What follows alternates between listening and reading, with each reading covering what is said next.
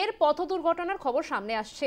Red রোডে পথ দুর্ঘটনা, দুই প্রাইভেট গাড়ির সংঘর্ষ আর তাতেই আহত হন গাড়ির চালক। রেড রোডে পথ দুর্ঘটনা, দুটি প্রাইভেট গাড়ির সংঘর্ষে আহত গাড়ির চালক। আমাদের সঙ্গে ফোনে রয়েছেন প্রতিনিধি প্রীতি পাত্র। প্রীতি, আবারও পথ দুর্ঘটনার খবর সামনে আসছে, ঠিক কি ঘটেছিল? আহত ব্যক্তির শারীরিক অবস্থা সম্বন্ধে কি জানা যাচ্ছে? শারীরিক অবস্থা আপাতত স্থিতিশীল। ঘটনার পর কিন্তু তাকে মেডিকেল কলেজ হাসপাতালে নিয়ে যাওয়া হয়েছিল।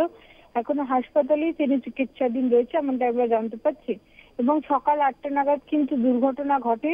দুটি প্রাইভেট কারের সংঘর্ষ হয় এবং তারপরে পাশে যে পুলিশ মেমোরিয়াল ছিল সেখানে কিন্তু ধাক্কা মারা হয় এবং তার ফলে যে গাড়িটি ছিল তার সামনে যে চালক ছিল তিনি কিন্তু একেবারে গুরুতর আহত হয় এবং তারপরেই তাকে উদ্ধার করে মেডিকেল কলেজ হাসপাতালে নিয়ে যাওয়া হয় এবং ইতিমধ্যে কিন্তু যে দুটি গাড়ির অ্যাক্সিডেন্ট হয়েছিল সেই দুটি গাড়িকে কিন্তু ইতিমধ্যে পুলিশের তরফ থেকে নিয়ে ময়দান থানায় নিয়ে যাওয়া হয়েছে। তবে যে চালক তিনি আহত হয়েছেন তার শারীরিক পরিস্থিতি আপাতত স্থিতিশীল হলেও এখনো পর্যন্ত কিন্তু হাসপাতালে তিনি চিকিৎসাধীন।